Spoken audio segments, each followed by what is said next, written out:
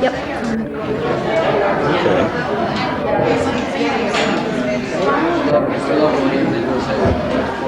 Yeah, always. Do you want it on or off? No, go ahead and leave it on. I've got to do some tracking here and see where we're at. It'll do you the same way, I think. Okay.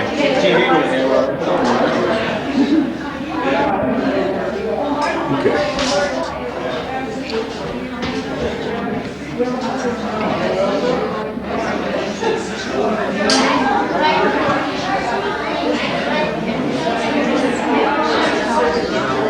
Is that what it was? Yeah, I don't know, but I think it's too big. Maybe that's not mine.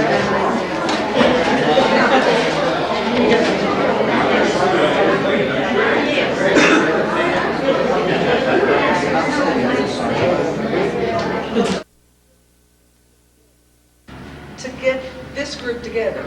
And for those of you all that know these people, they're very individuals, very independent, and usually say, no, we don't want to do it. And so we didn't care whether anyone even showed up because of the roads. And we just wanted to, take them and record them. Because the group that is sitting here tonight is very unique. Most of them, all of them, come from pioneer families, and they're going to share their memories and their experiences with us tonight. We want it to be very informal, very relaxed. If you want to get up and get a cup of coffee, feel free to.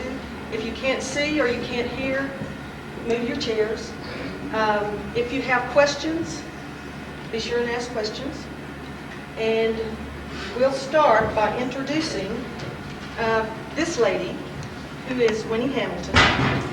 She was Winnie Owen Hamilton, and she's very special to all of us. Thank you. This is Opal Gallagher Gwinn. Her family is one of the pioneer families also in the valley. Joe Janney, Lester Lewis, Johnnie Mutz, and John Miller. We had invited Johnny Brandenburg and Bob Prunty also. And because of the weather, Johnny Brandenburg could not be here. And Esther Prunty is now home from the hospital, but she is in a wheelchair. And Bob could not leave her. So he sent his regrets. But we're hoping we can get them at another time. So we're going to start the evening by each one of these individuals talking about their family and when they came to the valley and that type of thing is what I want you to do. And then from there we'll ask questions. Usually we don't have problems with this group. If there is a lull, we'll get it going. And usually we do age before beauty, but we'll do beauty tonight. So we'll start with Johnnie Miller.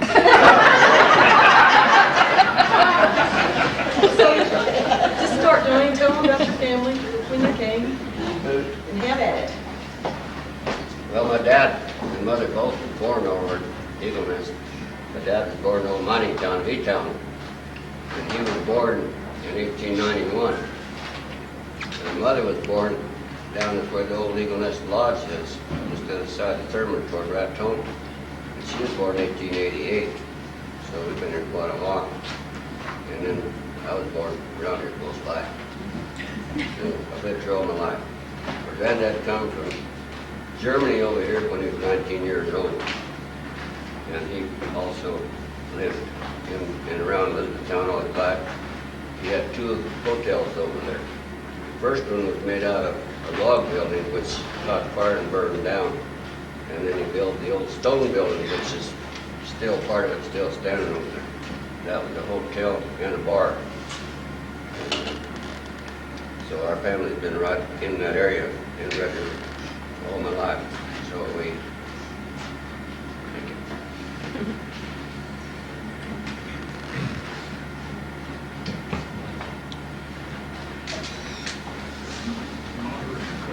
Yeah, I'll let you go. John Miller, I'm the new kid on the block. My parents bought property up here in 1935. Grew up in West Texas, but I spent every summer of my life up here until college. John, didn't your family that help the Gallagher, the upper Gallagher?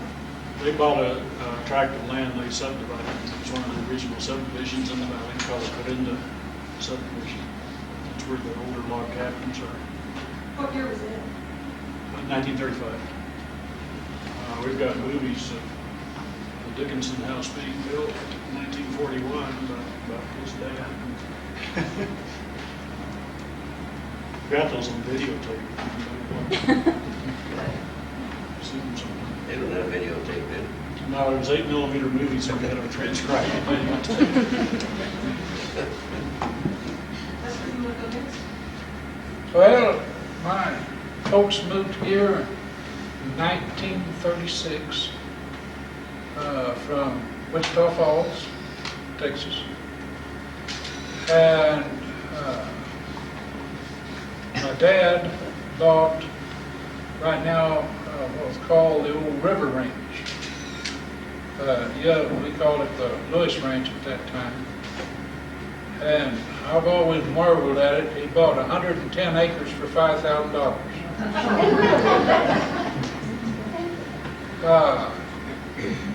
And of course I was, I don't know, about 4 or 5 years old.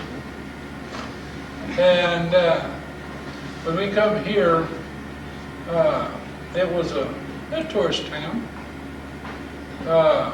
My dad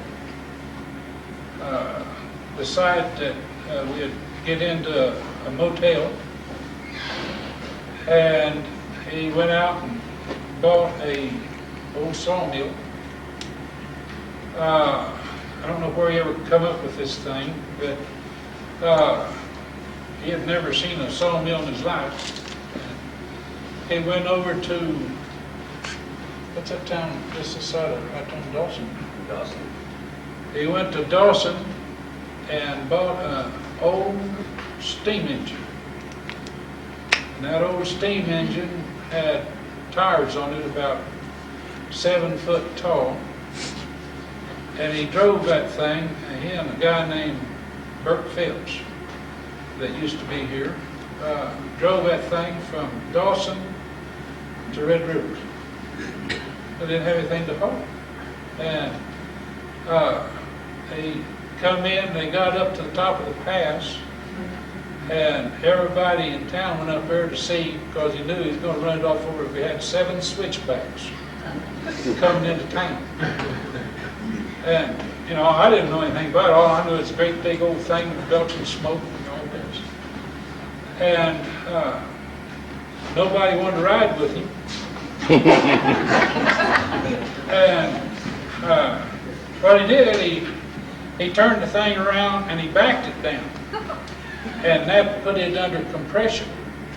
And that way, that was his brake. And he sat there and go around those curves, and nobody would take and put wood in the steamer, you know, to burn. So he'd have to, you know, stop every once in a while, and fire it up. But he brought it down, set it up, we sawed lumber. We built 7 rustic cabins down at the ranch. And this sawmill, if a tree would make a board 30 inches long, I mean wide, he just made a 30-inch board. If it'd make a 12-inch board, he made a 12-inch board. Whatever that tree would make, it would, you know, justify running equal numbers. And then we built the Black Mountain Playhouse, and he sawed all the lumber in that thing. And I always thought that was kind of a marvelous, well-built old building. Fishers have it now. Any of you haven't gone in there to look at it, I'd sure suggest go up and look at it. But we built that thing, and that was a 6,000 square foot dance hall, a bar, a gambling hall, and he brought a light plant in from Wichita Falls, Texas, that come out of the oil wells, and a big engine there, and they fixed it up, and we had lights at the Black Mountain. He also run lines down to the Pioneer Lodge, which was W.A. Johnson. Then he run a line over to Three Canyon Camp, and I guess he was a utility because he sold electricity. And then my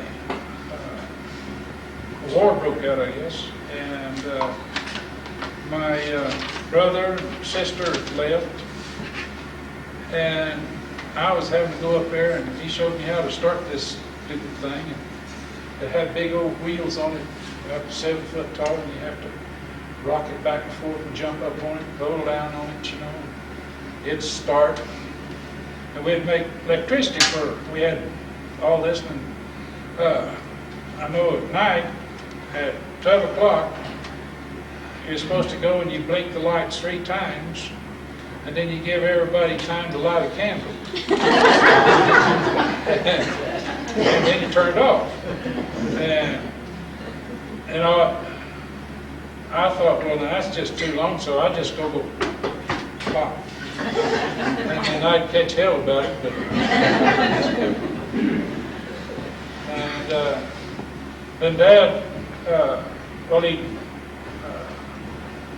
didn't like the dance hall and the gambling and all this, and that's when he changed it over to a bowling alley, skating rink, and all that. Well, that's, you know, that's just some of the stuff. You know, I get round up sometimes. It's hard for me to shut up, but I'll let some of these other people talk. Go ahead.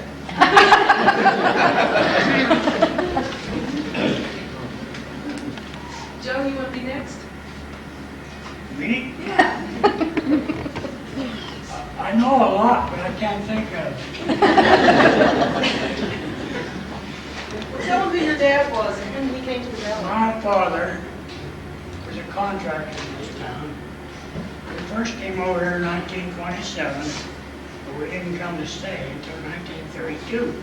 Is that right? That's right. Okay. He built practically everything there is in Red River from the time he came until 1963. You did a good job of it. I often think about the time that Mr. Terry said at his house that Dad built up the river. He tried to tear it down and couldn't. He finally had to burn it down. Anyway, he was a contractor for all those years. And then I came back to Red River in '63 and took over his business. It was a terrible job, but I tried. My father built the first part of this community house. He and my Uncle Walter.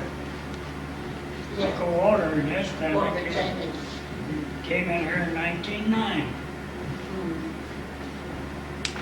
And those pictures up there are one of the old house. False Park building. I stayed in that while we cut timber up on Green Peak for the Molly mine.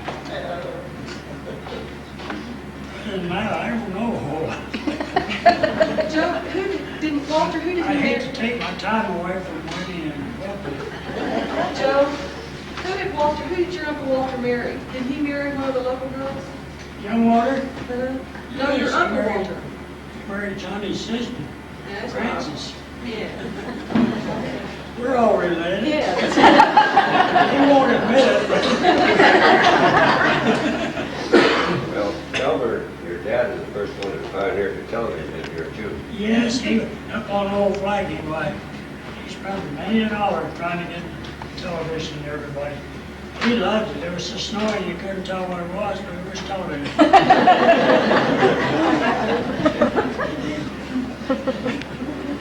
Okay, Opal, you want to tell about your family? Well, my mother was Blue Love Phipps Gallagher, and her parents came on covered wagons from Nebraska out here, and so the family stayed here a while, and they go back to Nebraska, and finally they decided this was the place to be. So my grandmother was the first teacher here in Red River, and on that side, and the mine up here, different places and things like that, the grandfather did. And then my mother married my father, and that was Morris Gallagher. He was raised at Eagle Nest, and there was 10 in the family. 2 of them died young, like one of them 14, one of them 8 years old. And Johnny's mother and aunt were twins, and all of them was raised around here. And I was born at Cimarron. They brought me over here when I was just a baby. We lived here until I was 5 years old, and then we went over in the Moreno Valley, and we lived over there a number of years. And after that, we lived in Taos for 3 years, and then back to Red River. So I have lived here practically all my life. A couple years in California, and many years in Cuesta, many years in Red River. We started out renting a few horses. Maybe I had a couple horses, and I'd walk to town, rent the horses, come back down and get them, walk home.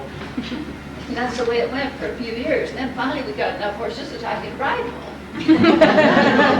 Same thing.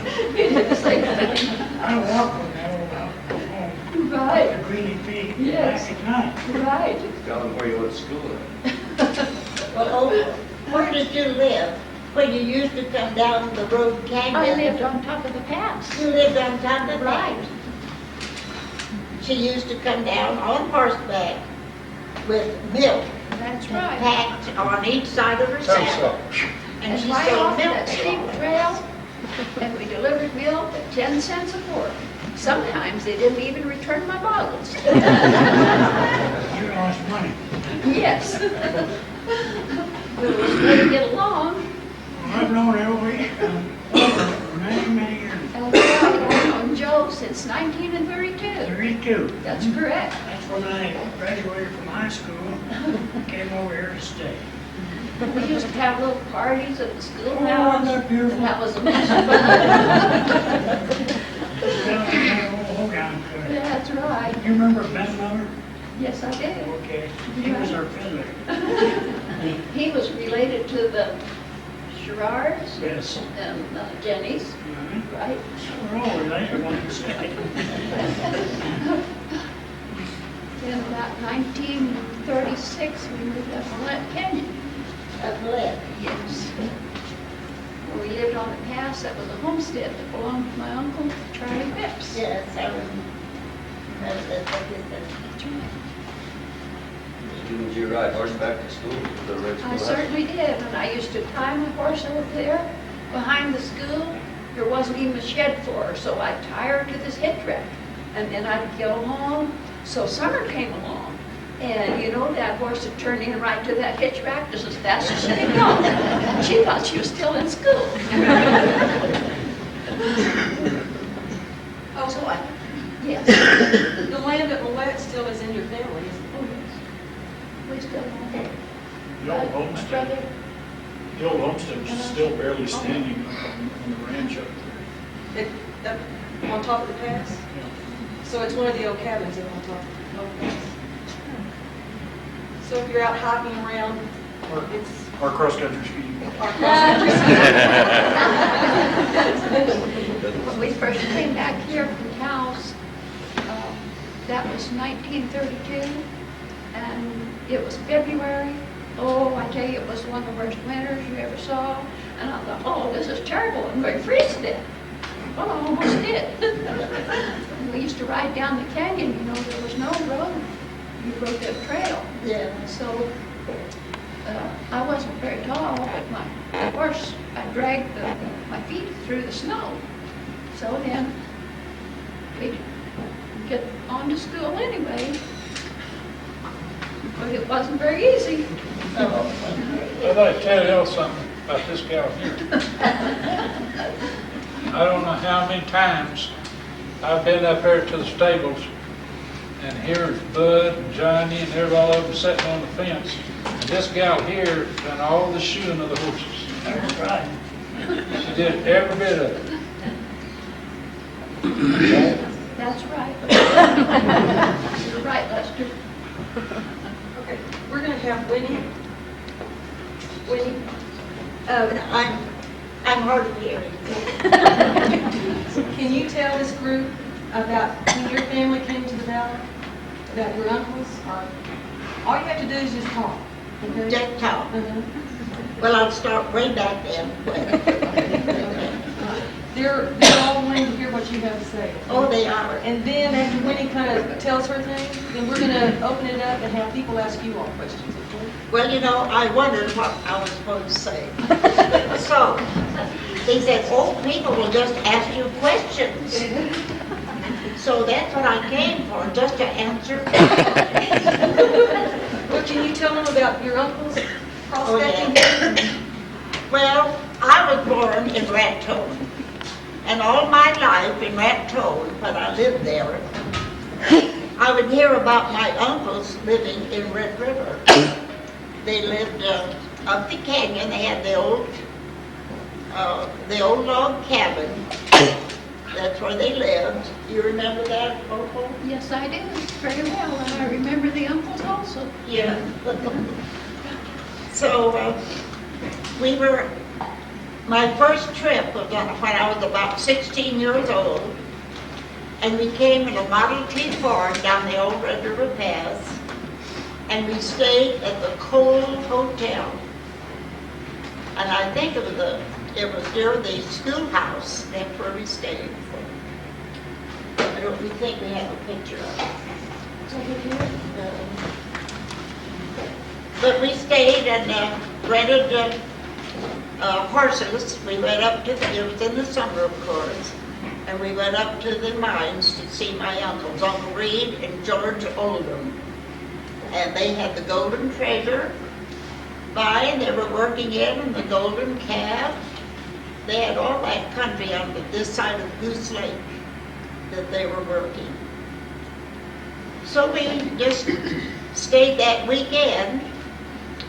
We went back home to Raton, and all in the meantime, my father said, well, someday we're going to take a camping trip, and we're going to Red River, and we're going to stay several weeks. So that happened when I was about 18 years old.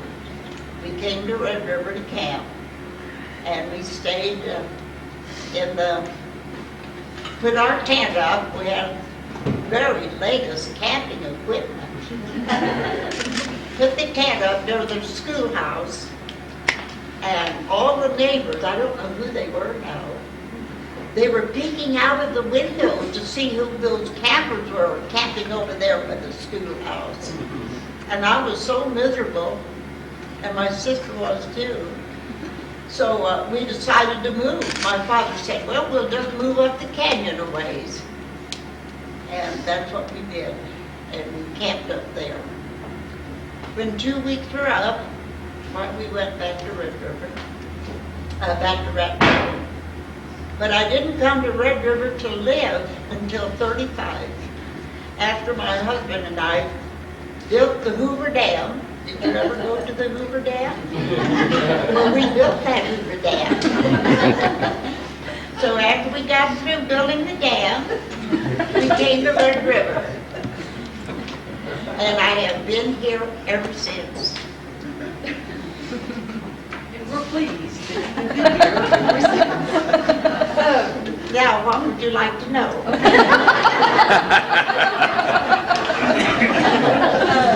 We're going to open it up, and if you all have questions, by all means, feel free to ask this group. I have one question for all of you. Is there anyone in the past that you would consider a memorable character in the valley, besides these people? Still living, are, and out of the past. One of them that's always been kind of fascinating to me is Joe Kennard. Oh, Joe Kennard.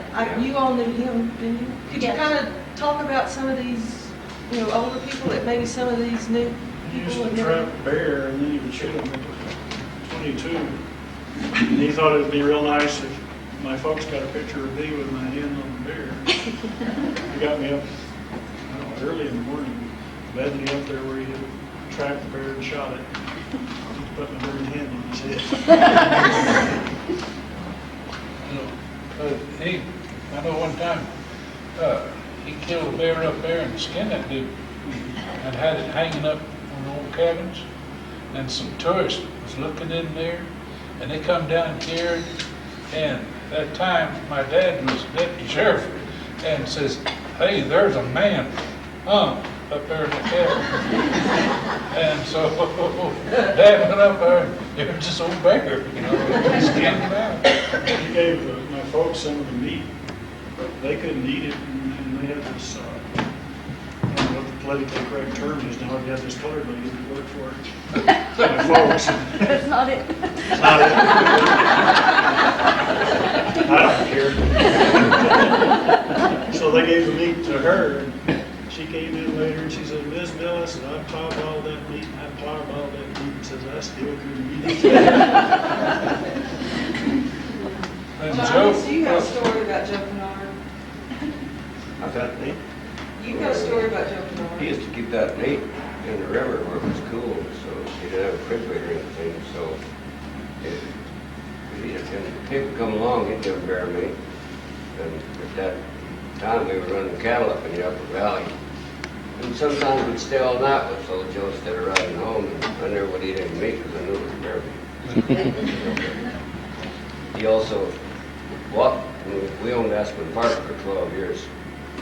And he'd come by late at night going home, and he'd always holler down the road because we had some dogs and he scared of them. Then he'd get me to drive him up there as far as I could. If there was snow, I'd take him up as far as I could. If not, I'd take him clear home. And several times he'd come by and holler for us to take him home. He'd also walk to town in the wintertime on snowshoes. He'd walk down as far as he could with snowshoes, then he'd hide his snowshoes. Go back on snowshoes when he come and stayed in the house quite a bit in the wintertime. At one time, he was a band leader over at E-Town, Elizabethtown.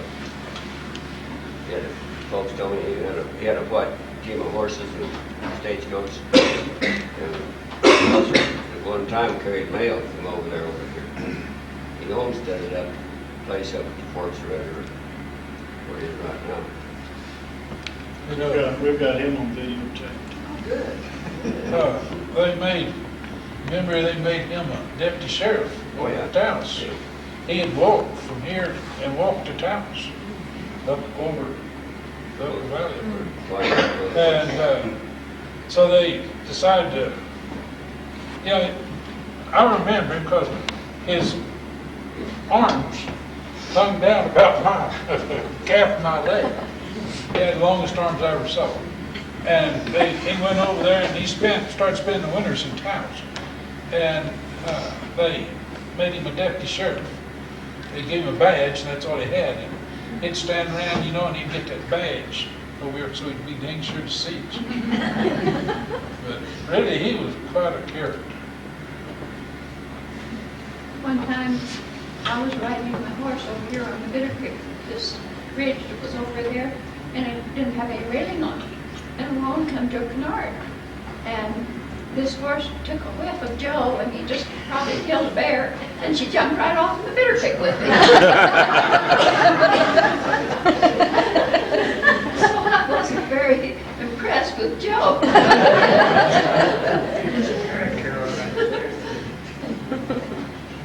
Well, Johnny, do you remember the time you took a group of about 12 people up to, way up the canyon to the highest peak in the state, Wheeler Peak? I happened to be one of them. And we were in a terrible rain. It was a hailstorm. and the trail was so narrow, we didn't know if the horses were going to roll off or not. But we finally made it back. Do you remember that guy? Yeah, well, we used to rent saddle horses here for several years. We took pack trips to Opal Peaks, to the Indian Blue Lake on the other side, to Bear Lake. Anywhere anybody wanted to go stay all night or a week, we didn't care.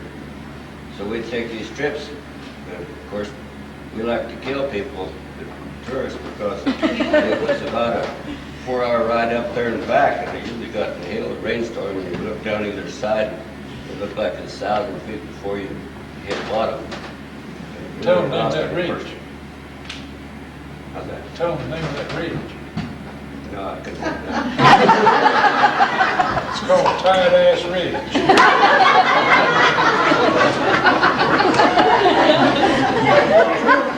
So Chuck, you can look like this. It's right over here, and you look like this. And the wind's always blowing. Them devil horses are walking like this, you're going like this. People those days were very lucky because they could go see the Indian Blue Lake. They could even go down there and camp all night. And nowadays you can't even get close to it or ride that trail anymore. That stuff is going on forever. That was one of the prettiest lakes I've ever seen in my life. It was. Okay, does anyone have a question?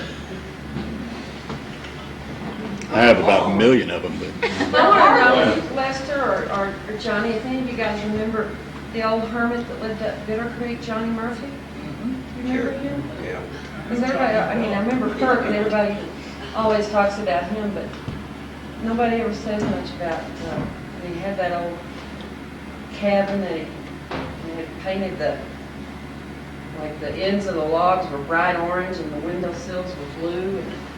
And it was like real secluded way back in the woods. He was a Did you character. ever drink coffee with Johnny Brunson? Yeah. He only had one clean place on the cup.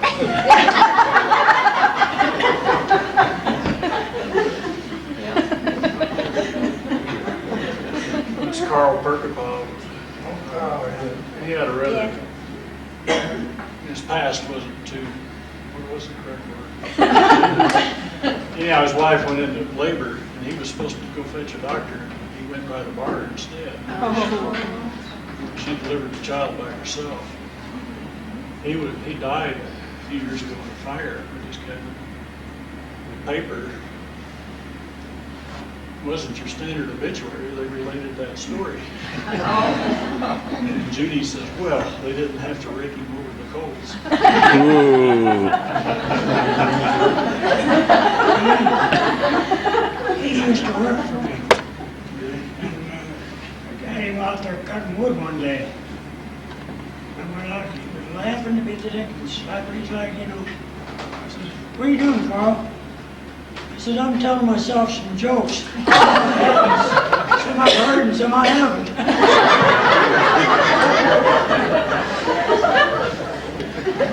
I've seen Carl sat up there in the middle of the road, drunk as a skunk, just laughing, having the best time he ever saw. He was out And there. he talks to himself, laughs, you know. That's the truth, Joe.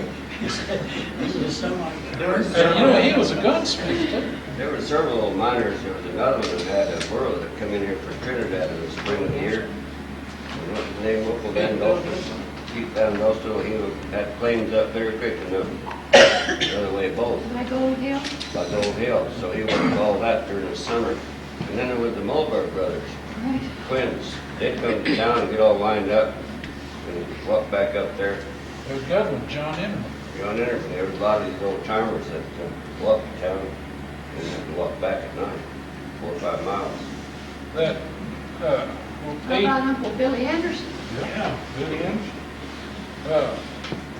When I was a kid, my brother, they gave me a little red wagon one time, and we got old Pete's donkey, and we tied that wagon on the leg. My brother and I got in that thing over there, about where the Shotgun Lily's is now.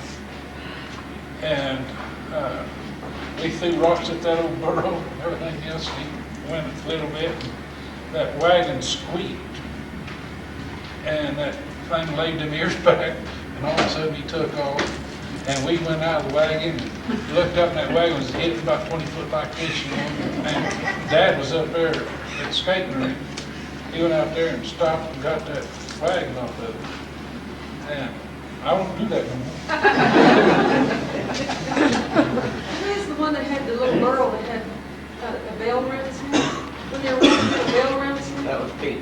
What was that? Pete's. Oh, okay. And they had one here called Two Bits, had two big bumps here. I don't know how they ever got there, but two big old knots on that girl's head. All those kids were taking, you know, riding. There were a lot of them there for a while. A lot of burros there for a Yeah. while. We used to ride them down the pasture. Because I think old Horace Johnson rented some of it. Yeah, he did. I got a mare from old Horse Johnson. The best mares there. Sure candy. Who was that old miner that had the cabin below Morning Mine? It's now all covered up with mine tailings. He was still there in the early 60s. That was a big one. There was a pretty cabin right under that rock wall. It was like a little meadow, and there was his beautiful cabin sitting. And now it's totally covered up with tailings. Nobody remembers him, but we stopped there a couple of times talking to him, but I don't remember who he is. Did anyone know Tom Gill? Sure, he used to work for us. You know that Tom Gill? Because a lot of these people, if you're driving, are used to, up in the mountains, you can drive to Tom Gill's cabin. It would have sod on top, and the flowers would be growing out of it. And what did Johnny tell about Tom? Up in the Goose Lake.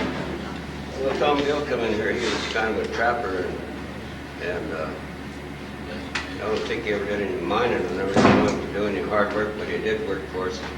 My granddad's place was up in Bobcat, and one time I had that all leased, so Tom would go up there and watch cattle for us in the summertime. And we give him a horse to ride, but he'd be walking and leading the horse most of the time, like walk. So we just had a place up this side of Goose Creek, or on Goose Creek, between Placer Creek and Goose Creek. So he'd go up there and stay, but before he started working for us, he stayed up there most all the time. And of course that was before Prohibition, they couldn't have whiskey or make whiskey. So he had a still up there, and he made whiskey, and John Brandenburg's dad hauled sugar up there to him in a wagon to make whiskey. There was another one up midnight, did the same way. There was another bootlegger up there that made whiskey. There was a little saloon here in town, they call it Blue Moon Saloon. It was such good whiskey, I took 8 guys to Latier Lakes one time, and that's before you could even get close to it. 15 miles, it's close to riding horseback. They bought a gallon of moonshine down here, and it was such bad stuff that 8 of them still had a little bit left when they got back here close to town coming back. Now, is Tom Gill related to the Gills that are here now? No, No relation at all? no relation. There was, what was old man Crow? Crow, he had the rock garden pioneer. You have 2 sons. You have 2 sons. He had this rock garden, and he spent a lot of work up there, made trails, had rock from everywhere, carried rock everywhere. And we used to, I think all of us used to rent horses. And we'd take, we'd go out there, you know, to go to, like to Gold Hill. And he charged a quarter to go through his rock garden. And if you didn't stop and give you a quarter, and if you looked like that down there on his outfit, he'd throw a rock at you. He raised Sweet Williams, all shades and kinds and colors, and all three colors. In fact, if you drive up Pioneer, his cabin is just right on the edge of the road, and if you get out and walk around, you can still see remnants. He's right back between, we were there this summer, there were columbines still blooming there, and tiger lilies, tiger lilies. Well, now, wasn't he a botanist or something, or some kind of scientist that? I don't know. I really don't know. He was a character. I've heard that too. I don't know what he was. They're talking about. I'd heard that he had some kind of relationship to flowers, that he made some crossbreed flowers up there. And You know, He had a real I neat know he had place. all kind of flowers. It was pretty pretty. there's still quite a bit of it there, isn't there? I mean, the rocks are still. and you know it's when you Yeah. go Every kind of flowers, columbines and everything, wildflowers. I was thinking about Harry Mobley. In Oscar. But, I said, they got anything called Grandma's cabin now. I don't know where they got Grandma's cabin. I think somebody ought to have It's very interesting of their father. yes, something they would like to know. Right. I think they had the first Model T that ever came to this country. We did. I think part of it was left up in Pioneer That's too. exactly right. Who was that? Mulberry. Harry, Wilbur? Harry and Oscar Mulberry. Where were they from when they came here? Gosh, I don't know where they were from. You know, Johnny? they lived out one here. No, I don't know where they were from. They were, when I was just a kid running around here, then their dad was here with the two Wolfers. Winnie, they're talking about the Mobergs. Do you remember the Mobergs? Well, I remember a little, They were wanting to know where they came from. Do you know where they I don't know anything about them. No, I don't know them. But I you didn't do- know that. You do remember Lee Crow Yes, I remember Lee Crow. and Tom Gill? Oh, yes, I remember Tom Gill. He was near the uncle's property up there, near the Golden Treasure. She can't hear what they're saying, so that's why You she's know, not talking. when you get my age, I'll be 94, the 8th of February.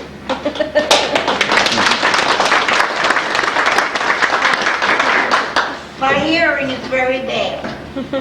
I have one hearing aid, but it's not helping me very much. That's okay. So if you have a specific question for Winnie, be sure and speak up, or I'll relate it. Judy, she's I one of- have one.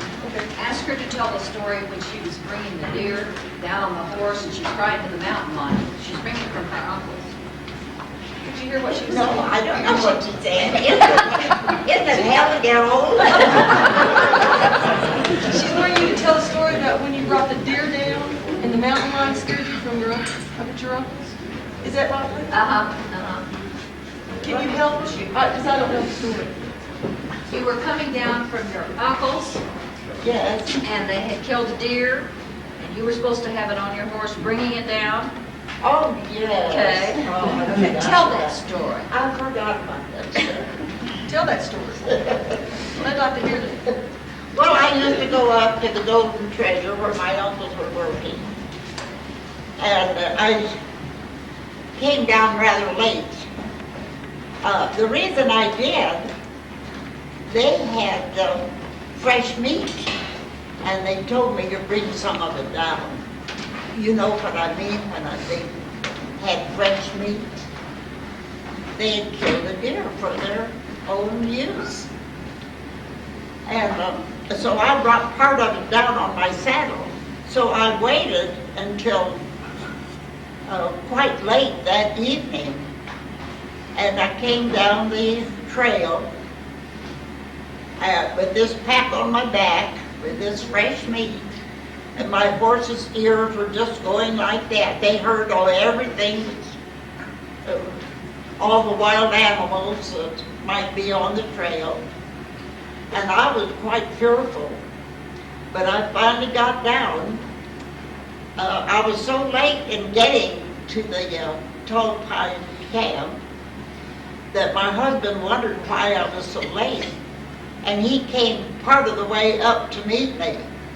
I was real glad. I was all by myself, remember. But It was at Young's Ranch. We took the shortcut in through, but we brought part of that fresh meat down. Now remember, that was about in the last of September.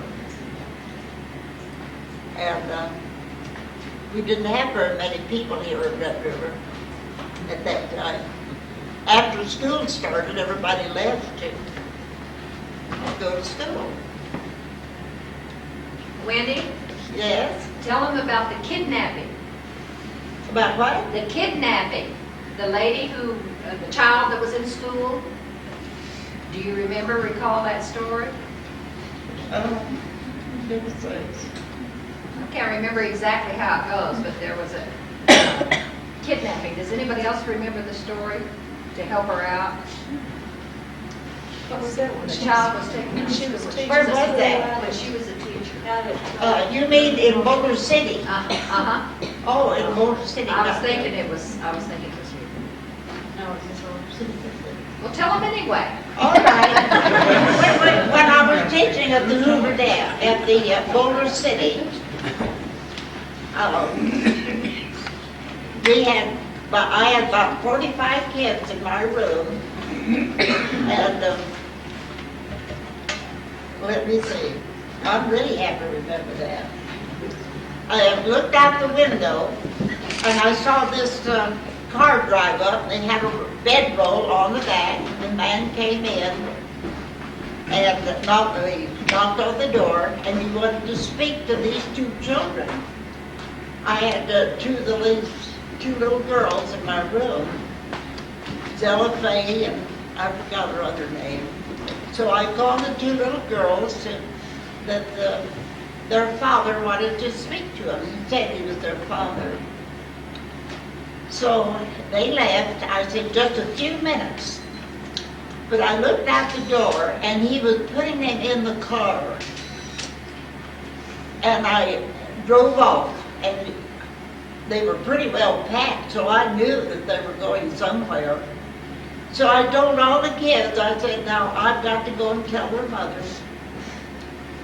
I said, just remain in your seats.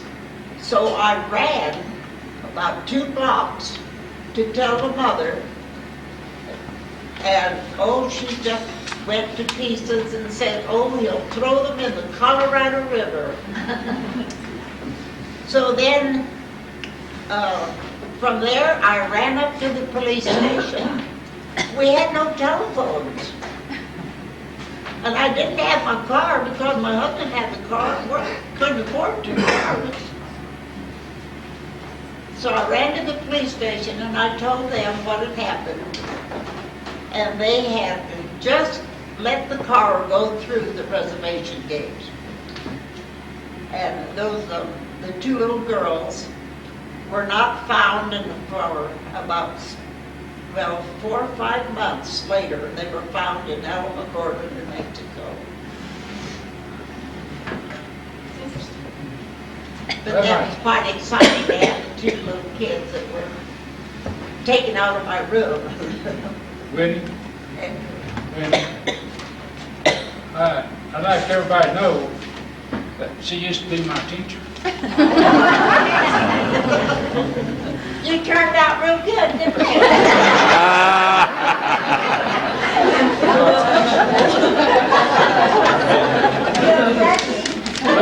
There's been a lot of times that, it's like today, they had Cuesta School closed. But we went to school, if it was 3 foot of snow, we went to school. She had an old coat, and we'd get in that thing, and she'd come by and pick me up, boy, and we went to the Molly Mine. Then hope somebody cleaned the road off so we could get on. But and I remember that this first lady passed away. So I took her place at the Molly Mine School. Her name was Schaffner. She died. So Lady Mrs. Kennedy came to take her place. She taught there 2 months. She took a very bad cold, took pneumonia, and she died. So So I was just wondering how long I would be there. But I haven't finished the term. Our little red schoolhouse over here, years ago, it wasn't that high, it was just down low. And had a pot-bellied stove in there, and that's where everybody danced. And then the WPA come in, and my dad got WPA to raise that school up and build the bedrooms, the kitchen, all the rooms underneath that school. Yes, I remember Remember, that. put a new furnace in there, and the people named Creasy. Remember Creasy's? Yes, I remember. And you know, they're still over here around Springer, Maxwell. And, in fact, I had two of the Creasy girls come by and sing me this song. Oh, you did? But now, did you teach at the Red River School? Yes. Yes, you did. You come from the Holly Mine, and I think you went to the Red River School. We still have those red letters on the front of it. I made so many years ago. Joe, did you say you made the letters? Let's say I cut them 19. out. Is that right? Yes, I mean, that's right. sometimes you get your stories. Opal, did you say your mother was one of the first teachers there? She was the first teacher in Red River. And what was her Who is name? that? My mother, Oh, yes. my mother's mother, Yes. she was Ida Gilbert Phipps. She was the first teacher in Red River. Yes, that's what And I understand it was up on the side of the Bitter Creek the school was in. I don't know. But that's what they had told me. That's where it was. There's always been And I some, think that Johnny Brandenburg's father was one of her pupils. Which Gallagher was it that taught at the Molly School back in the 60s? Oh, that was Maggie Gallagher. She was married to Edward Gallagher. My son started school at Yes. the Molly School, Yeah. and his teacher was Mrs. Gallagher. She was my teacher. Jan taught school down there one time. Anybody here know the history of Caribou? No, but we would love for you to get it, since you, I gotta know. since you work there. I didn't work there many times. Were you 105 years old? Me? Yeah. About Can you all hear what he said? No. He asked if anyone knew the history about the Carabel mine. I think Johnny does, don't you, John? Yeah, I know quite a bit about it. You move the Tell me about it. microphone closer to him.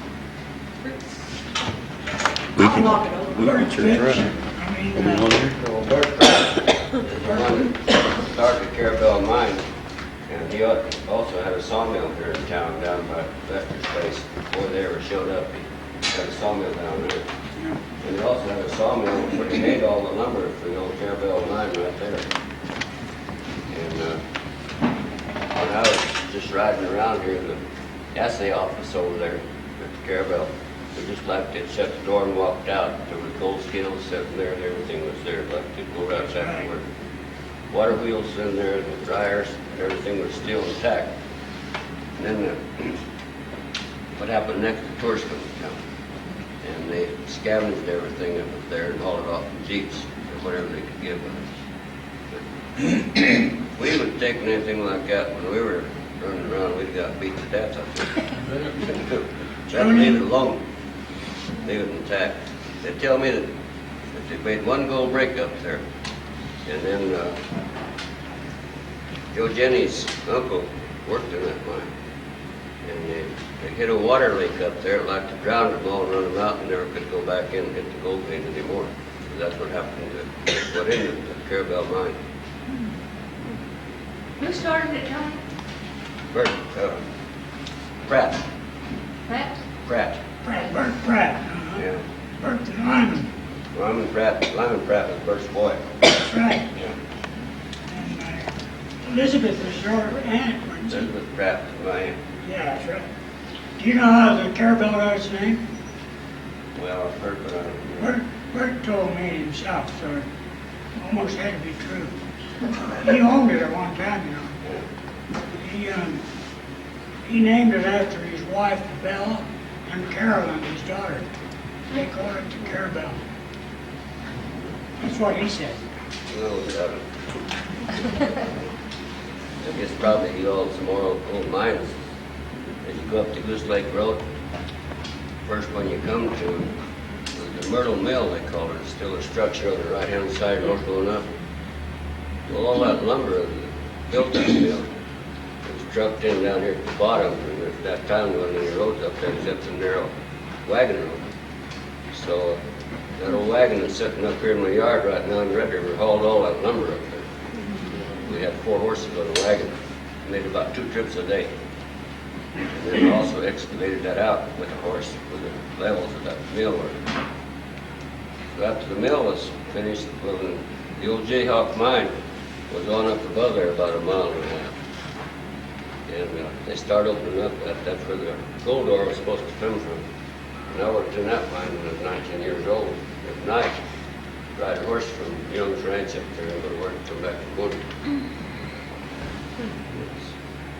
And then as soon as the mill got operated, they found out that New York investors didn't have a return on their money, so they said, that's it, boys. They quit putting money out, so the mill shut down, and that was the end of the mine. John, when you were mining up and working in those shafts, did you guys use birds to check for methane gas? Was that a practice out here at all? No, we didn't go in there really that far. It was good air all the time. It's cold in it. They pumped air in. They had big fans in there from the outside, and it was a gasoline air compressor. The old miners used to have to do all that by hand, but we pulled an air compressor up there and bigger jackhammers and everything in there, and also air. That old tunnel right there, or that old hole as you go by, is a Jayhawk mine to the left of the road, and that was the air in too. And the old tunnel went on beyond that inside. How far in did it go? Oh, it went in there about 1,000 feet or something like that. And then it branched, went one way inside a couple of times, and then it went up. What you call it, stopers. It was interesting working. But there wasn't that much taken out of the mine there. No. Were any of these mines productive in this area, Johnny? Yeah. Black Copper Mine, the history of that mine that was the richest mine in Red River of all the mines. The water run them out too. At that time they just had a steam engine boiler up there and steam pumps, so they were just capacity. The water got too great, so they couldn't recover the gold in the bottom. But Jess Young, my uncle worked in there, and he said that wire gold and all that to come out, just raw gold, a lot of gold. How about the midnight mine? How's that? Yes, about the midnight mine. Midnight mine, I don't know, I never did hear about, too much. Their granddads used to talk about, they worked up there in the wintertime too, and you know how deep the snow gets up in there. So these big old Swedes was up in there working, and they'd carry 100-pound sacks of flour in the back on their snowshoes in the wintertime in and out of there, when they get what they call winter in there. So they worked at it. There's gold in Bitter Creek right now. You can pan gold out there, up above. Getting the camps up there. Over by Jarrett's Towers Lodge is the cornerstone of the Heartbreak Mill, and we also have that trail going up there, the Heartbreak Trail. Does anybody know, was there a Heartbreak mine? Now not that I know of, that trail that goes up the hill there behind your terrace towers, I built that for Stokes Bolton. He had a television tower on top, so we built the road up there. I don't remember a mine in there. Do you know what mines did go down to the Heartbreak Mill? Who used that? The mill, that mill that was built there, an outfit come in here to open up the Carabelle mine at one time, and they had an old tractor and a little trailer that run on tracks. And so they loaded that ore up there by hand. So they built this mill down there, where you said Heartbreak Mill used to be. And it started up around about a month, I guess, and that was it. kind of short-lived, huh? Yeah. What decade, what years are we looking at for that? I'm not sure, I didn't keep track, I'm not too good at dates and stuff, and I didn't write them down, so.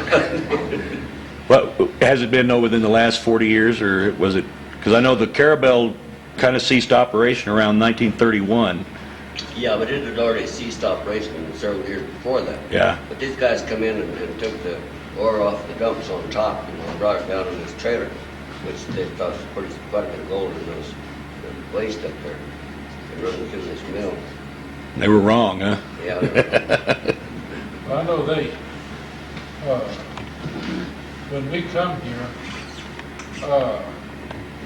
they come down to my dad, and he had it's an old Best tractor, cleat tractor, and they had him haul a bunch of stuff up to the caravan, that old tractor, and then haul it back down.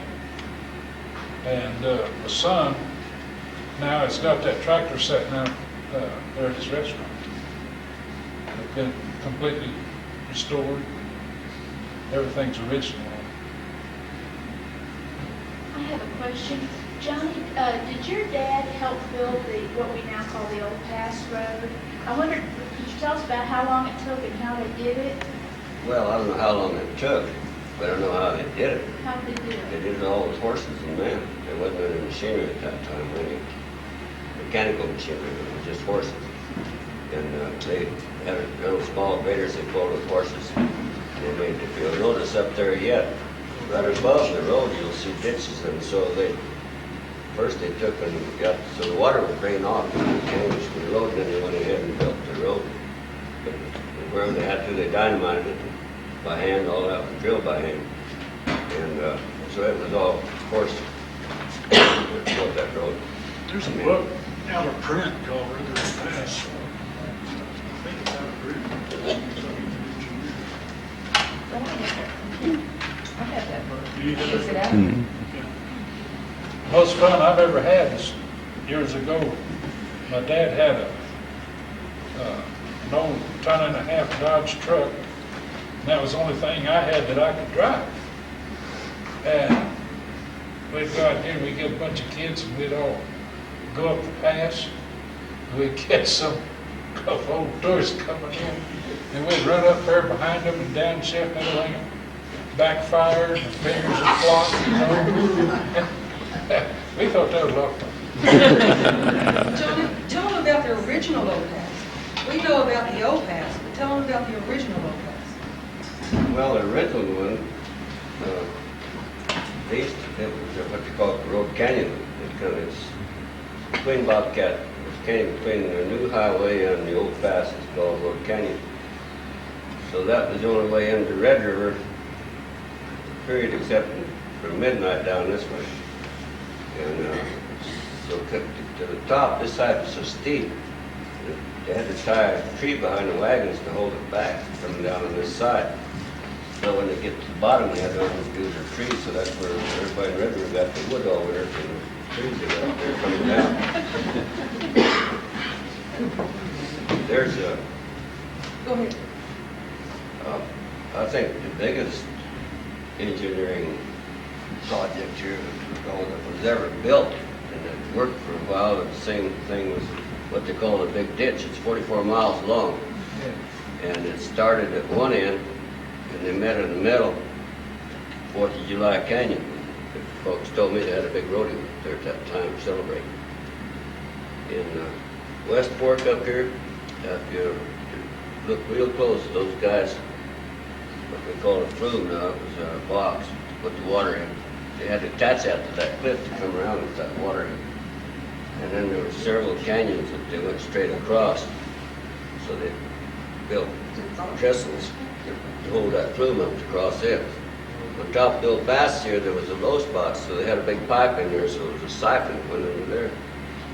And then, but to get that thing all to come together to run water in, they had to be pretty good when they started from one end to the other.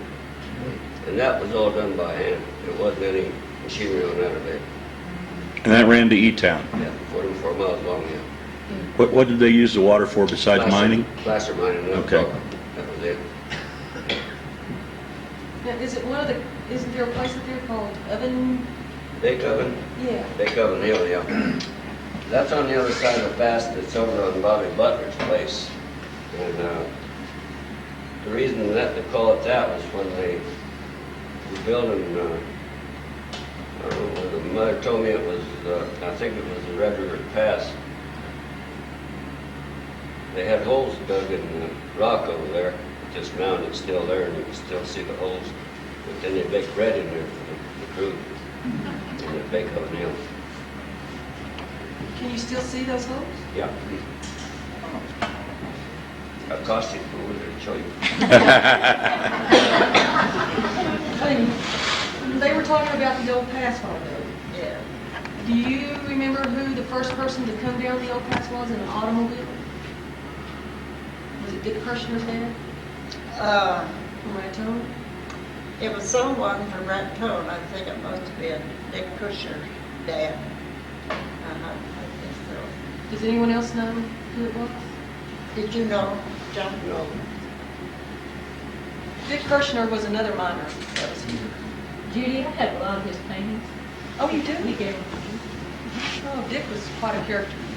Also. He just painted layer on layer of it, real thick. Oh. I didn't even know he could paint. He used to live on our place. Yeah. He told us all stories. Mostly about drinking. Seen his photos on the internet. Winnie, when did you teach in Sugar Reap? When did I teach Uh-huh. Henry? Where the mines were still going real strong when you were teaching there? From 21 to 31. Okay. From there, we went to the Hoover Dam. And I started the first school at the Hoover Dam.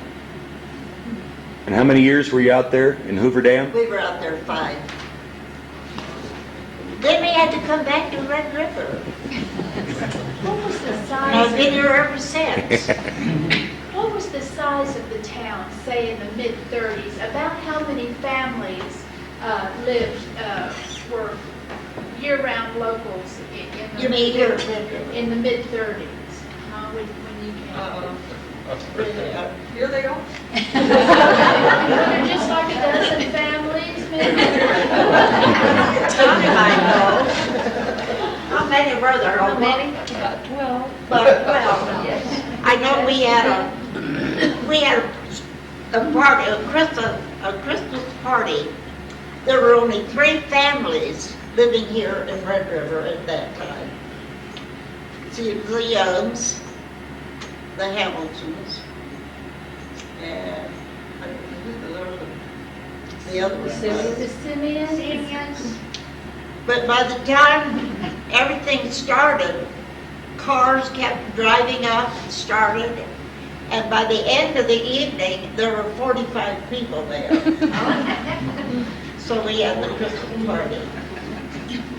We used to have a lot of Tom and Jerry parties at your house, too. They started to call it the Tom and Jerry party. Winnie, I would love to, Winnie. Social life, there were serving so many people that just oh yeah, tell, ask her to talk. And she had names of Wait, well get over known here and talk to her. I can't really hold that. Remember, Winnie, when you were serving so many people, you and your sisters decided you'd just open a restaurant? Oh, yes. Well, tell her how the social life started there and how that all went. You mean when we opened the restaurant? Yes, yes. And also, there were people that came from the experimental Los Alamos. The name dropping you can do is terrific there, those kids and all that. Tell them about that. Well, now you tell me. No, I don't. What is the famous, I can't think of his name. Von Braun? The famous, Werner help me. von Braun. Werner von Braun, was that who it was? Los Alamos. That used your place for rest and and recuperation. Yes, well, should have, I don't remember exactly.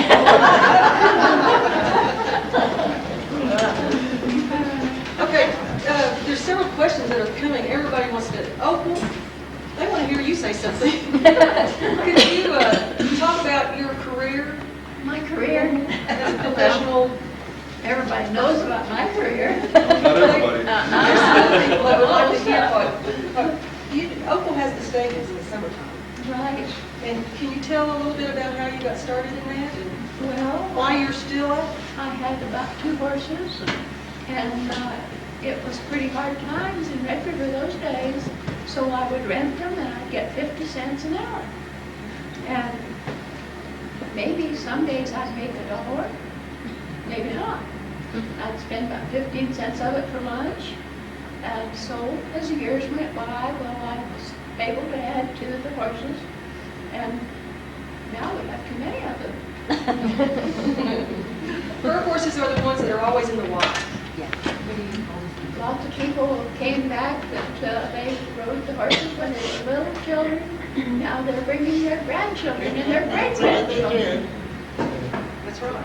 They used to pasture the horses down there on our property. And every evening, they'd turn the horses loose.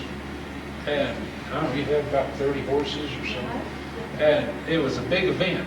All the horses Lined up to right see down them. the highway. You know, nobody after me, and he just took off. And everybody always thought that was really good because everybody turned out to watch the horses. And they still do. They don't go very far now, but they still want to know when the horses are going to be. Here's a project for the mayor and the town administrator that's here tonight. We would like to see, since this is our 100th year, see those horses, if we could arrange it, go all the way through Main Street, all the way to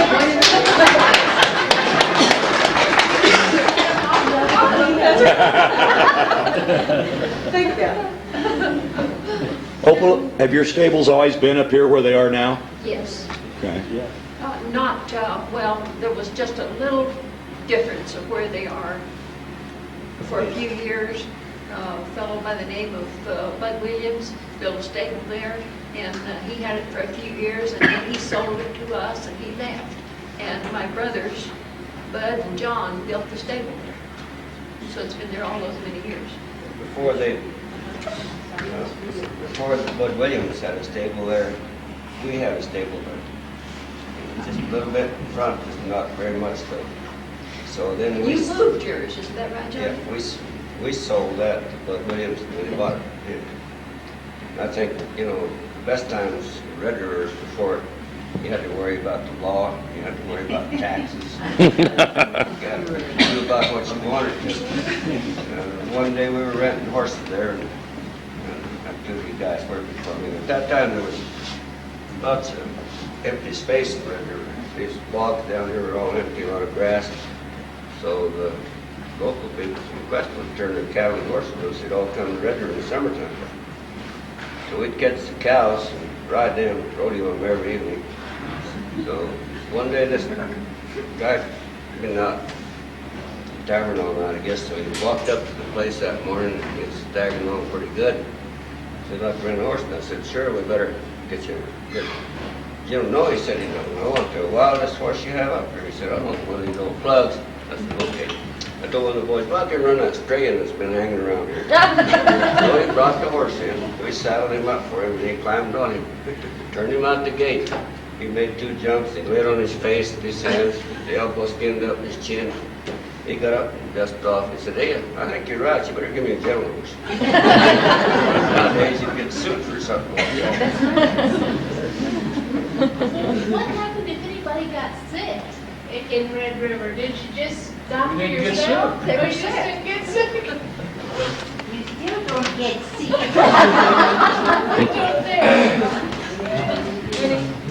Margot asked, what did people do if they got sick?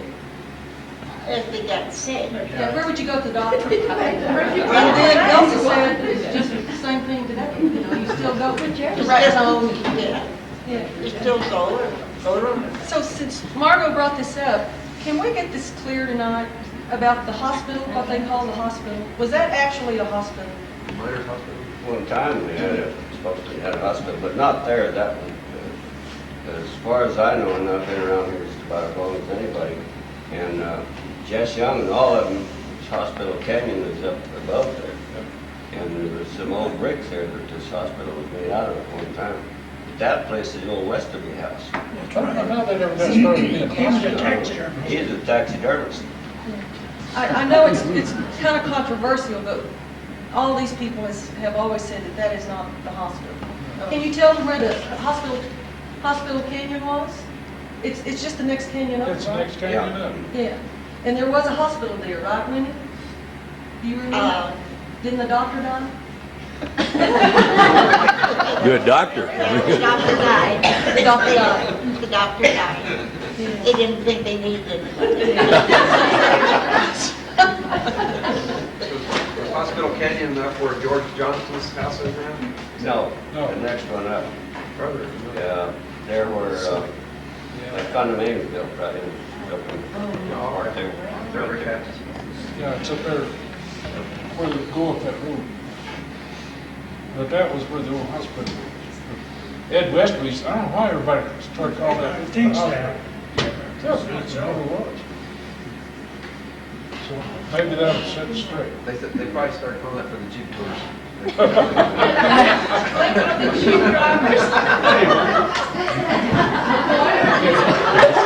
Well, I have seen a picture of that house with a little red cross sign in the window and Mrs. Westerby in front of it, or at least who I was told was Mrs. Westerby. And somebody, and I cannot remember who this was because it's been several years ago, told me that she used to take care of people now and then, that she would nurse them back a little bit, but it wasn't really a hospital. Not that I know of. Okay. Well, probably a Jeep driver tale. You know if Mrs. Westerly was ever a nurse? They got some good ones. I said, did you know if Mrs. Westerly was ever a nurse? Right. There was Mrs. Smith that lived here at one time, was a nurse. Did she live there? She lived right across the street from Westerby, only up this way a little bit. See, I think maybe that may be clearance. Okay. Is that Granny Smith that had a Pioneer Canyon? She had mines up Pioneer No, I Canyon. don't think so. Lily, didn't she have mines at Pioneer? Yes, she No, did. I don't know, she may have. Oh, well, do you remember Lily what Smith, Yeah. and she had that, about a half a mile of Pioneer, that was her mine. Yes, it was.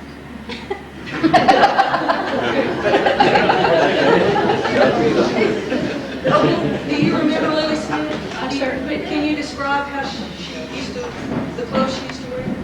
You know, how, Well, I don't know, my dog certainly didn't like her. She used to go down the street and she'd get a stick, and that dog, would just panic when he saw this woman go along with a stick, and she'd shake the stick at him, and it was a wonder she didn't get bit. But she was quite a character. yeah, from what we hear, she was. Did she work the mine herself?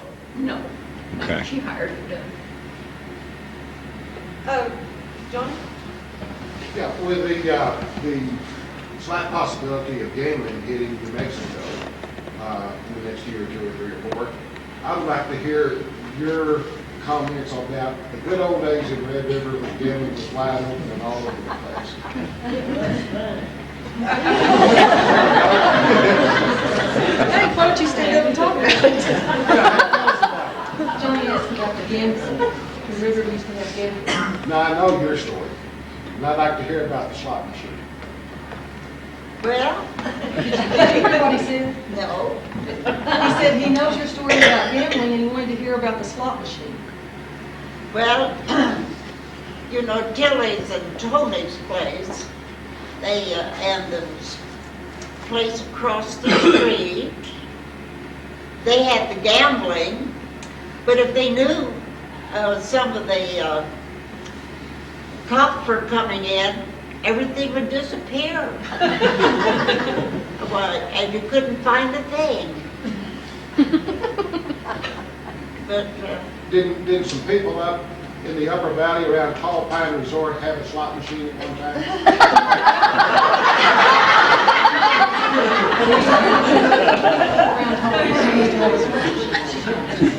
well, I thought everybody everybody's having a slot machine, why don't we have one? So we had a slot machine up there for one whole week. And my husband he said, let's get rid of it. But we kept it for a week. And finally we just said, come and get it. And they did. Two slot machines from W.A. and Dolly Johnson. Yes. And you know how come Jay and Dolly Johnson got one of those slot machines? No, I didn't. They traded a horse for it. Anyway, I had two of them. That's where they got one of those slot You all know that there were two post offices in Red River at one time? Yeah, W.A. Johnson And Horace and Horace Johnson. Johnson. Right. Now, I've heard a lot of stories about those two post offices. Somebody got How, mail at one. Yeah, how did they come to be, two post offices? I've been trying to get that story straight for about 4 years now. And, You get it straight, tell me. okay. I haven't been... I've heard a lot of stories about it too. Okay. At one time, there was fellows talking about Upper Red River and Lower Red River. On that side of Bitter Creek was Upper Red River, on this side of Bitter Creek was Lower Red River. And I've asked a lot of the old timers, how come they named this town Red River? He said, well, because in flood times, people were in battle all the time over Bitter Creek, pushing it one way or another, so there was little bloodshed, so they called it Red River. What happened to the post office in the north of the town, I could name somebody that might have done it. Well, once one night it got blown up with a little dynamite, so that ended that post office. Don't give anybody any ideas. Better watch yours over there. Hey, Johnny, do you know who blew that? Well, no. You're not gonna say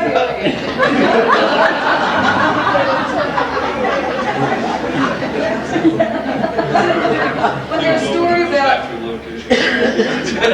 story about that there was no tracks, they thought they had put burlap sacks around their feet and had pepper in it or something to keep the dogs from tracking them or something. Have you ever heard? Tilly used to tell me that. Probably did. Look, he's not telling me. I knew it. I'm trying to cook. Well, you didn't talk about gambling.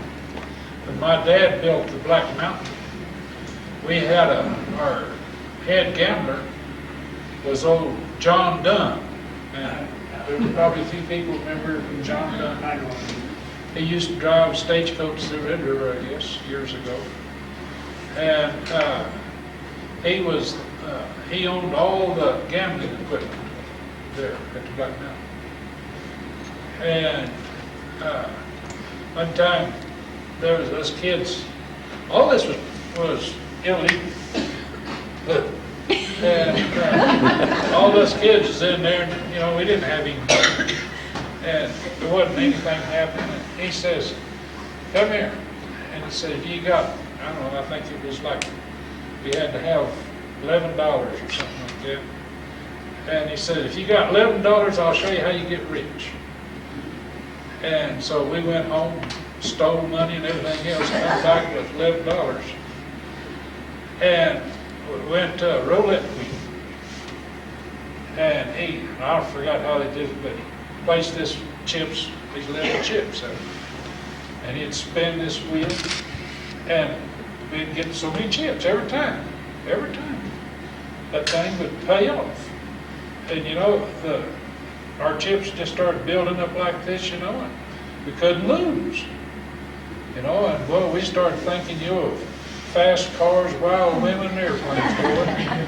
And he got tired of playing around with us. And then all of a sudden he spun it, we lost $11.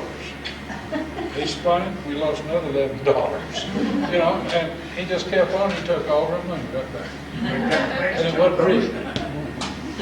But the state cops come up one time and raided the Black Mountain and hauled off all the slot machines, everything, dice tables, everything. And my dad was out, and John Dunn was in Taos, and they hauled all this stuff to Santa Fe. And so Mother got a hold of Dad, and he got a hold of John Dunn. And old John Dunn went to Santa Fe, and the state cops put all the stuff back over here, take it back up, put it back in that field. I don't know how he did it, but he sure did it. What year, Lester? Huh? What year? That had to be about 39, somewhere in there. Lester, tell them about what your dad used to do for prisoners. Yeah, Doc Johnnie says you can't do that anymore. But Dad was a deputy sheriff here, and he'd take people to get into fights and stuff like that. The main thing was fights. And he'd go up there and he'd take and handcuff them around a tree. And I never forget, up there at our place, had some aspens growing on the other side, and they handcuffed these two big old guys around this tree and just left them. But then he went back about 7 o'clock the next morning, and frost about that high, you know, they just had a ring beat around that sucker. And they said, Mr. Lewis says, if you just let us loose, said, we're going to be the best friends you ever had. And I've seen him handcuff people to bumpers of cars, you know, and all this kind of stuff. You just don't do that anymore. We were, before we were married, you know, just rowdy around right here, but You said that's before you were married? we didn't have cars to run around with like the kids do nowadays to go courting and everything. So at night, the guy that was working for me was from Kansas. He was a grifter. He just come in here, but he was all right guy. And so we'd keep a horse in at night.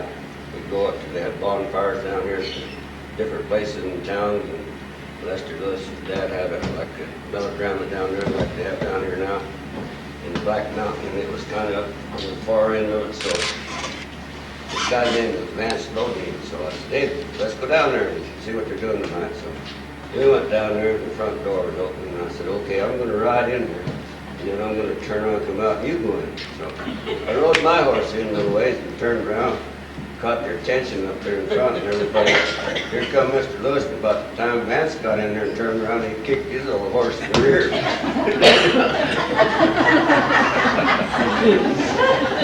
I guess the people thought it was funny. I don't know.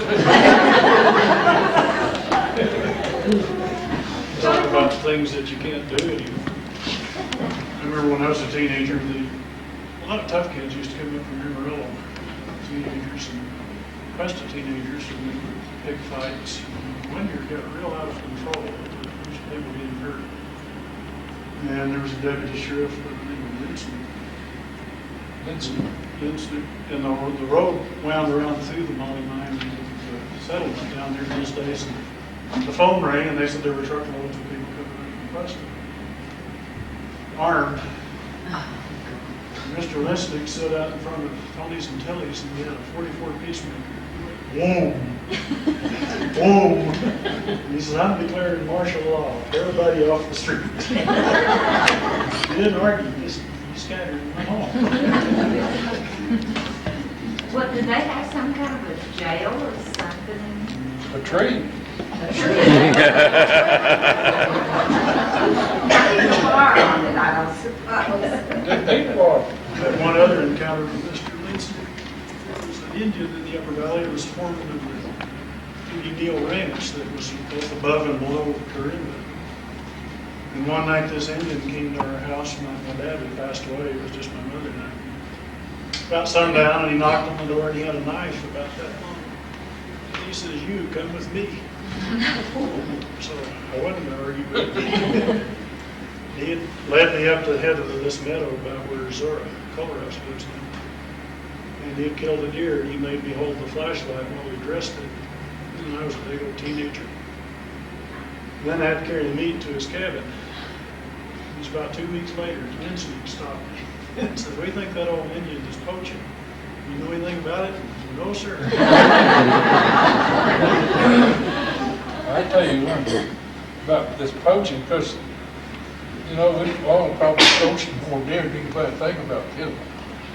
But we, Bud and Greta,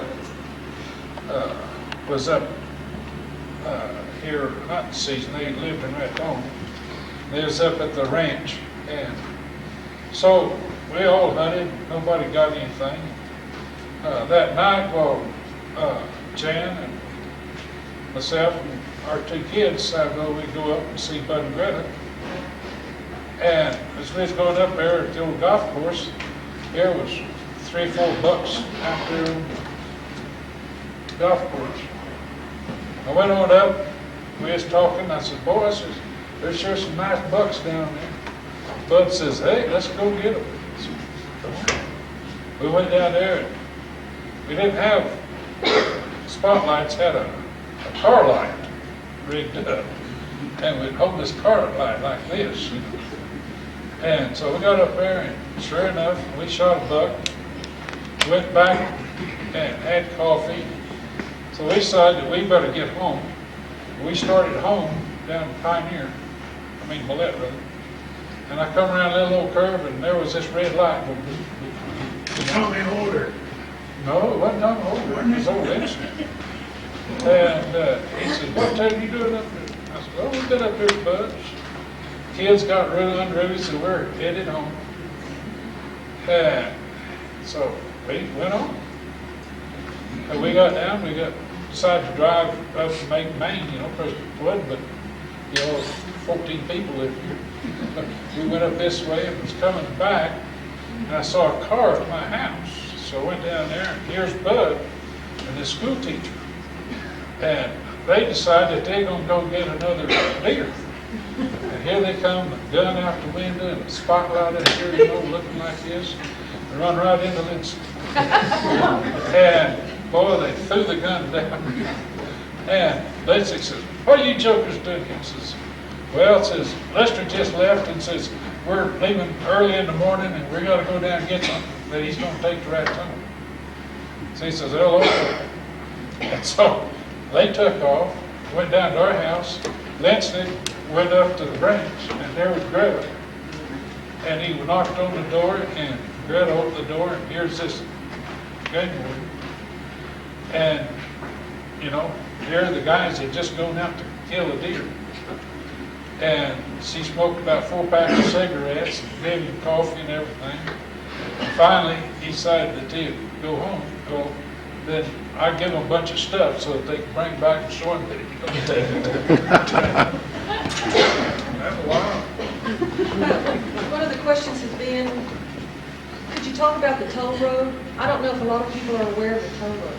I know several of you know about it. I found it one time in my Jeep and came down it, and it was so steep, I locked all 4 wheels and skidded down it. I thought, well, if this road doesn't go anywhere, there's no way I'm going to get out of here. It came out at the playhouse. Could you tell them exactly where it was? Do you all know about the toll road? No. See, they don't even know where it is. It left the Buffalo Mine, if I recall. It came across the top of the mountain up there and started that steep portion, was right above what the ski area calls the low road. And that's the part I skidded down. You can still see a portion of it if you're coming down the low road and look up there, you can see a portion of the toll road, but it just round on down the mountain. Well, that was the first road they built up to serve the mines, up the Buffalo Mine and those mines. And you can still see portions of the road. We used to take cattle horse trips up there all the time before there was ever any ski area of the town at all. And so we rode that trail just about every day. And it was a nice, pretty ride. It was steep, but it was just a wagon horseback trail. So they used it to get supplies? Yes, before they built the road out of Bassett Creek. Okay. Do you know what they charged? No, I don't. Who owned the road, John? I don't know that either. I don't know who built it or who owned it. But he was charging toll on it, huh? Whole road. Charging toll. We have a series of letters that have been donated to the Historical Society, and in Fritz, Yes. doesn't it mention in there where they were going to be building a new road to the Buffalo Mine? I wonder if that's the toll road. No, new road wouldn't be a toll road. Well, this was like in 1917. Would it have been like, isn't that when the letters are dated? 1915 to 1917, I think, or 1914, I can't remember, around in there. 1914 through 1917. Yeah. I wonder if that's the toll road. Would that be placer? No, I think maybe Harold or Gene Young would have some information on the dates and everything when that road was built, because Jess Young worked at the Buffalo Mine. Gene Young's dad, Harold's grandmother. And so they may have some history on that. Okay.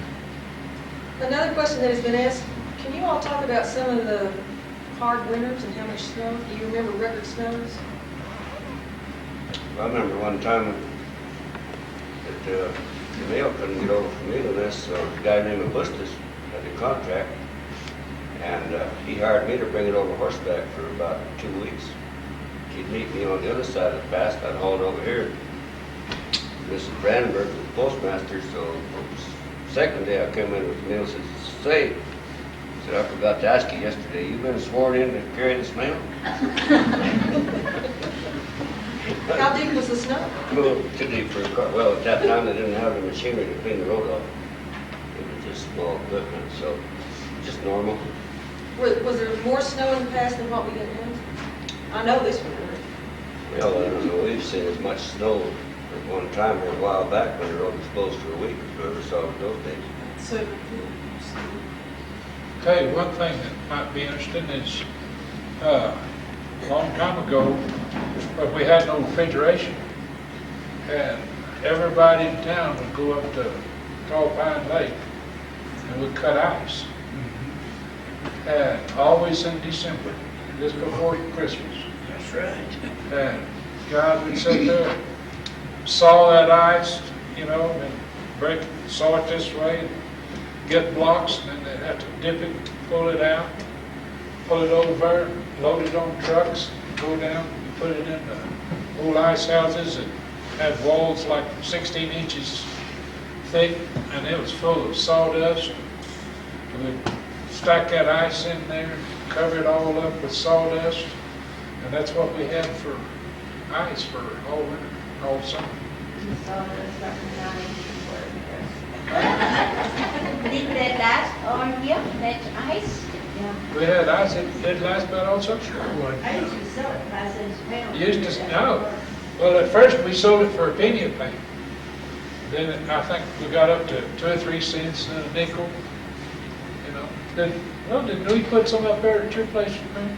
Yeah. When we started cracking down on gambling, Tony moved some of his operations out to the ice house. And the sawdust walls would leak. And when the gamblers would come in from the ice house, he had a valet there to sweep the sawdust off. Well, I think Judy Brunson asked me about gambling a while ago, how we liked it or something like that. Well, I like gambling. When we was renting saddle horses, the guys would come in and have money, they'd still there all day and gamble and send the kids over for me to take care of. We was renting saddle horses. Besides that, they were making money, so they would hire bands, and they had some good ones here from Milwaukee, Wisconsin one time, come out here every year. And they'd start up about noon and they'd play till daylight. It didn't cost nobody anything, and you go there and dance anytime you want to from one side of the street to the other. And you're always in competition, so we had some real good music. And I never did see much trouble. The Red River Prospector in 1948 ran an article about gambling in Red River because it was gaining so much attention, I guess, in the northern part of the state. But it stated in there that you couldn't find a parking place on Main Street. Now, I realized Main Street at that time ran from Bitter Creek for about 3 blocks. But was the gambling concentrated pretty much at the lodge, Bullet Woods area right there, or were there slot machines all over? Or, you know? No, the main gambling was concentrated up there. The 2 slot machines, you know, different stores that have slot machines, but the main stuff, you know, roulette, dice, and all that was up in those 2 places. There, Black Mountain, they started about 11% at one time too down there. I played a nickel slot machine, what was called the Conoco Station, George and Loki had a nickel slot machine there. I know Horace Johnson had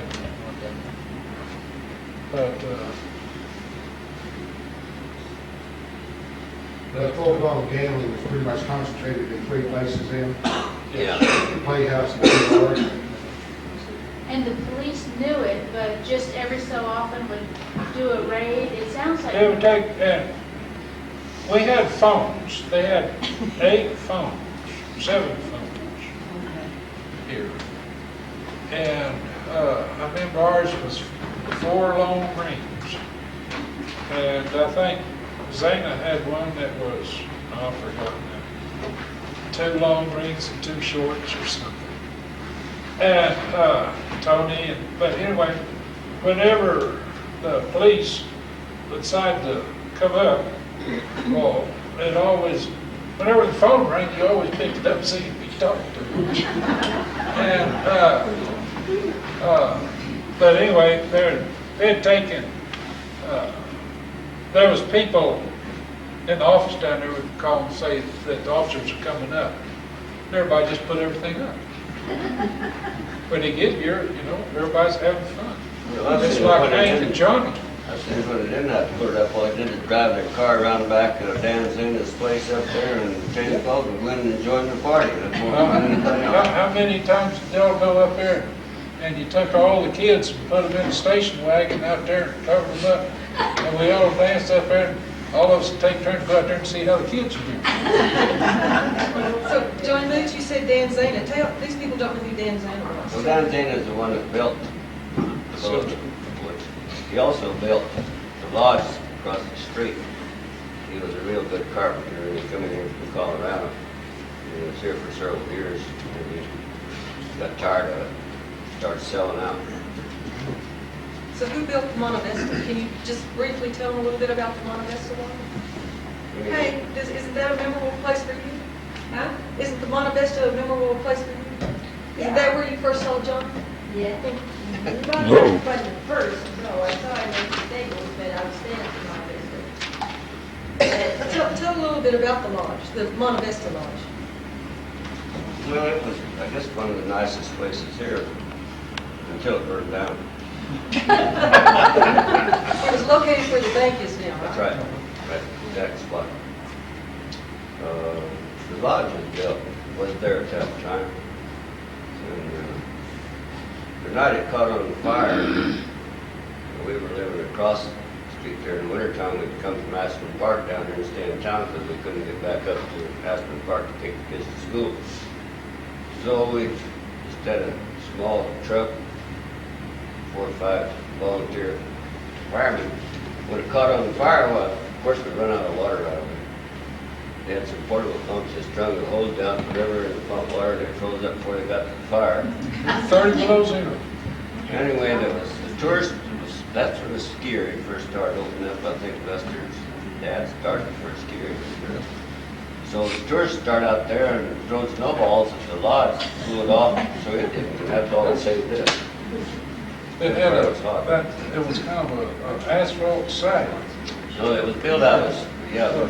You know, and it's built it, you know, Yeah, kind of run down. The Monte Vista that time was built out of slabs. No, I'm talking about the little lodge. It didn't say walls. Yeah. Walls, yeah, that's one that don't. But anyway, how that burned, it started inside, and these slabs had the bark on them, and they were pretty thick. So it contained the fire, and it was the last thing to go. The slabs fell in, and the slabs held the fire. Destroyed the rest of it around here. His son was in our service. His dad built it. But that was so cold that we got pumps and started the water from the river towards, and the water never run out the pipe. Never run out the pipes. Everybody said, what, you know, fast moving water won't freeze with you. We never got any water out of it. If the other end had been open, I think we have one more question and then we're going to round this. 2 more questions. 3 more questions. If you're not getting tired, if you want to leave, feel free to get up and leave. If they're getting tired, I'm sure, but there are a few more questions. And then we're going to do this again, is what I'm trying to say. Johnny, I got a question for you. I know that you and Tony and Simeon were pretty good friends in years gone by. We recently discovered a vault, or a room, if you will, that's sealed off in the house of plate steel, and we haven't opened it yet. Do you have any speculation on what might be inside that room? Just be careful.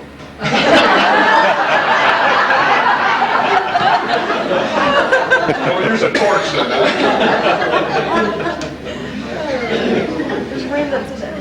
John, what are your question? Yeah, I read somewhere that they at one time they had a passion play up here at Easter. Any of y'all remember Yeah, that? they sure did. When was that? Gosh, I don't know. Heck, you remember that one, was it? Yeah, Winnie knows about it too. They're talking about the passion play that they used to have. It went on for several years. But Winnie knows about it. I remember very well. Okay. In fact, in my little book, Reflections, I told them about the passion It's for sale. If any of you want to know some of the stories, read Reflections. Winnie, tell them where the passion play was held. I think Donna, if they're still here. Wasn't it at the Catholic? The passion play was at the lower end where some of the homes are built now, some of the summer homes. And it Was it down by the Catholic Church, or where was it exactly? No, it was, It was down this way, just a ways from the Catholic. where was it, Johnny? Yeah, just up here, just this side of where the Catholic church is now, on that hillside right there. Oh, you think it was up that way? And weren't there a Well, lot I of was there, but I didn't remember this. I thought it was at the lower end. And didn't they have a lot of people that used to come to it, right? Oh, yes. And all the surrounding towns, Raton, Cimarron. It was quite a production. It was a beautiful thing. Yeah. Why did they quit having it? Why, I don't suppose they could get to raise enough money, to have it. Now, was this the one started by the fellow the actor who had come here to, was that the same one? Because I know there, in some of the old papers I've read, and I can't think of the fellow's name, but he was involved with a passion play in Germany or somewhere. Was remember his name. What was it? Vernon Henry? Yeah, that's right, Henry. Yeah, Vernon Henry. Oklahoma City. Mm-hmm. Okay, are there any more questions? My question was to Betty Fisher, if you plan to turn it back into a casino.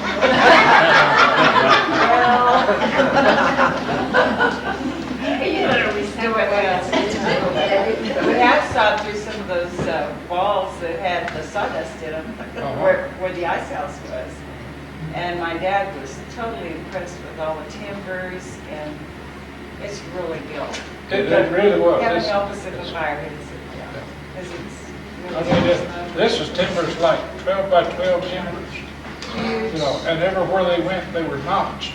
Like it was going to go in that log here, it was notched. It went back into a notch. Okay, this has gone on for 2 hours, so we're going to stop because I know everyone's getting tired. We're going to do a series of these throughout the year, or especially in the winter. The next one will be just in a few weeks. 19th. The 19th of January. And it will be concerning the ski area, the history of the ski area. And it'll be the same format. If you have any suggestions, this is our first one. Please, we're open for suggestions. We're also going to do one on the mining, just be discussing the mines. We try not to, we'd like for them to discuss the mines, but we don't care if they go off. We just want what they have locked in their heads and in their hearts on tape, so our children will be able to know these stories. If you have questions that you want to submit to us, if you aren't comfortable asking, or at some time you think of them, and then when you're here you don't think of them, give them to me or Francis or anyone. I hope you've enjoyed tonight. Have you enjoyed this?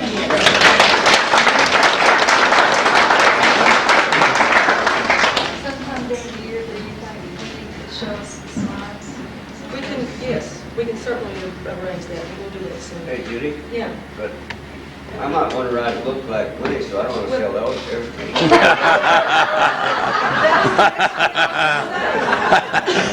These people can start writing down.